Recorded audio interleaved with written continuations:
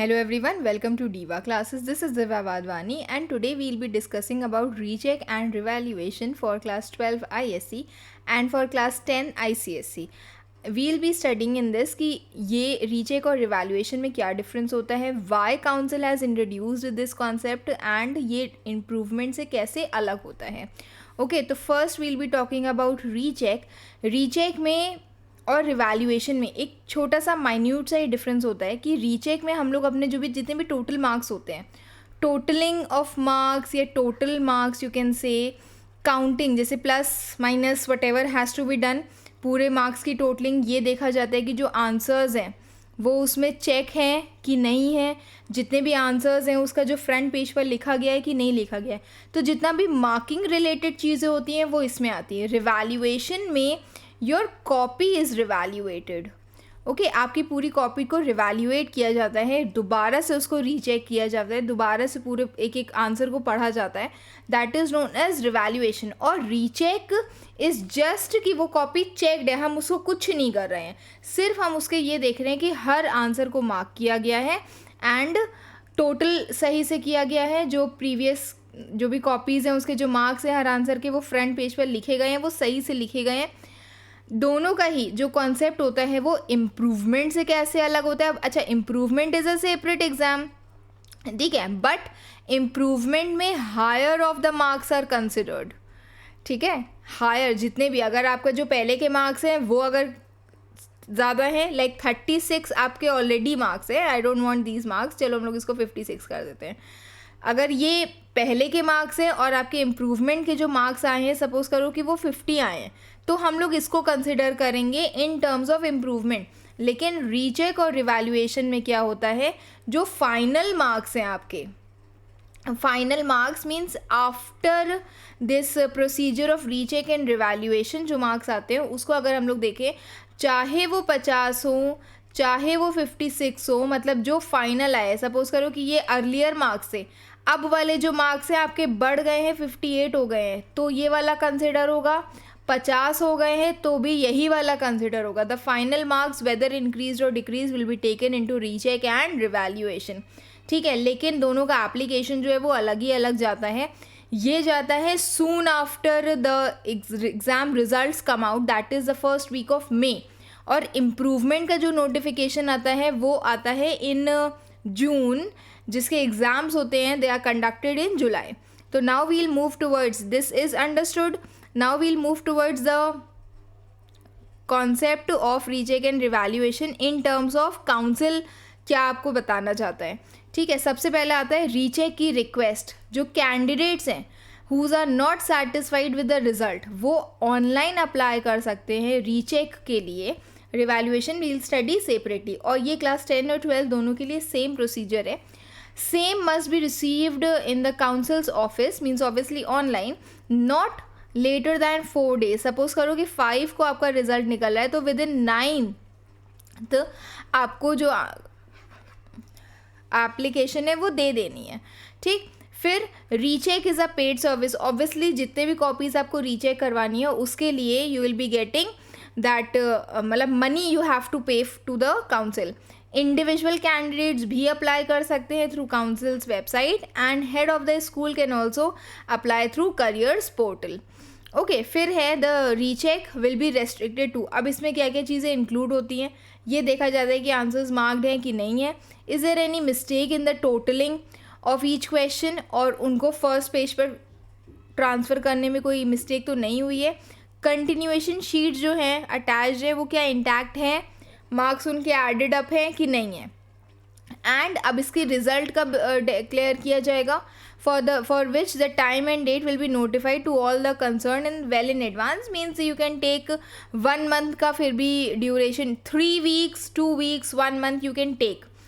ठीक है, जैसे 5 मई है तो यू कैन कंसिडर कि मई के एंड में the results come out. Then फिर दूसरी चीज़ लिखी गई है रिवैल्यूएशन के लिए. Revaluation says that the candidate who are not satisfied with the recheck for which they had applied will be permitted to apply only for revaluation for their answer scripts of those subjects only. Means first what you will do, you are going to apply for recheck. आप सबसे पहले apply करोगे recheck के लिए. If you are not satisfied then you can apply for revaluation, जो सिर्फ उन्हीं subjects का होगा जिनका ऑलरेडी आप रीचेक के लिए अप्लाई कर सके हो. फिर will be permitted again to apply online of their answer scripts of those subjects only जिसके लिए आपने रीचेक अप्लाई किया था. The individual candidates can apply for revaluation through council's website and head of school can apply through careers portal in the council's website only. Accuracy of subject grade awarded will be checked on request in one or more subject provided the head of the school और candidate submits this application online. मतलब कि ये जो वो कितना सही है वो it will be done only when the school और the candidate is going to apply. Revaluation of answer scripts by subject expert किया जाता है. ठीक है, मार्क्स आर अवॉर्डेड. अब वेदर दे आर इंक्रीज और decrease it will be considered as the final marks. Then again it is a paid service. If you are paying for revaluation, so it will be non-refundable. The time and date of the declaration of the results of revaluation request will be notified to all the stakeholders through council's website. Okay, then the ICSC part also says you the same thing only, that if you have to go for recheck and revaluation you can go through online in this. Okay, and कब आप apply कर सकते हो, again with in 4 days. तो उसके लिए एक और चीज़ बोली गई कि whatever answer script are of your are with council, वो सिर्फ 60 days तक ही from the declaration of result किया जाता है. उसके बाद इट विल बी डिस्ट्रॉयड. तो recheck and revaluation has to be done very quickly. ठीक है, फिर इसमें बताया गया कि इन केस ऑन रिवैल्यूएशन, अगर हम रिवैल्यूएशन कर रहे होते हैं तो the marks awarded whether increased or decreased will be considered as final marks. और उसके बाद उसके charges जो हैं वो has to be paid also when you are applying online. ठीक है, अब ये जो है ये हमारा जो इम्प्रूवमेंट एग्ज़ाम्स होता है उससे ये अगर हम लोग कंसिडर करें तो ये कैसे सेपरेट होता है या फिर कैसे अलग होता है. तो in case we discuss about the improvement exams.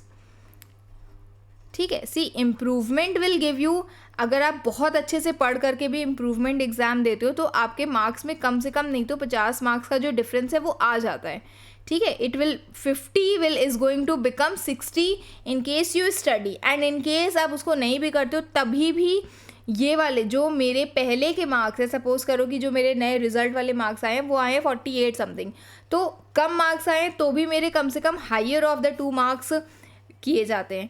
Recheck and revaluation we do कि जब हम लोग ने खुद से काम ऐड किया या आपने आंसर कीज़ देखी, आपको पता है कि कम से कम मेरे मार्क्स इतने आएंगे एंड सरप्राइजिंगली जो मार्क्स है वो बहुत ही अलग आ जाते हैं. You don't want, obviously you are pretty sure that जो रिज़ल्ट है वो मेरा अच्छा ही गया होगा, फिर भी in case you are surprise because of any reason. ठीक है, then you apply for recheck and revaluation process, that is a continuation. अगर आप recheck से satisfied हो well and good, नहीं satisfied हो you can go for revaluation also. And then improvement is a very separate thing जिसमें you have to go for the entire examination जिसका जो syllabus होता है that is the same which is your 2025 examinations syllabus. Okay, so I hope you all have understood what is recheck, what is revaluation and why you can opt for both, why you should not. And suppose कोई competitive exam you have to give and in case you feel like कि वो जो 2 marks है वो improve हो सकते हैं if I go for application, then it will be. इसकी जो फीस होती है around until the notification comes 1000 or 1500 something like that उसकी फीस होती है. तो this when the results will come then we'll go for it, we'll check and then I'll be telling you the actual procedure for it कि आपको कैसे apply करना है. Till then keep preparing. Best wishes. Thank you.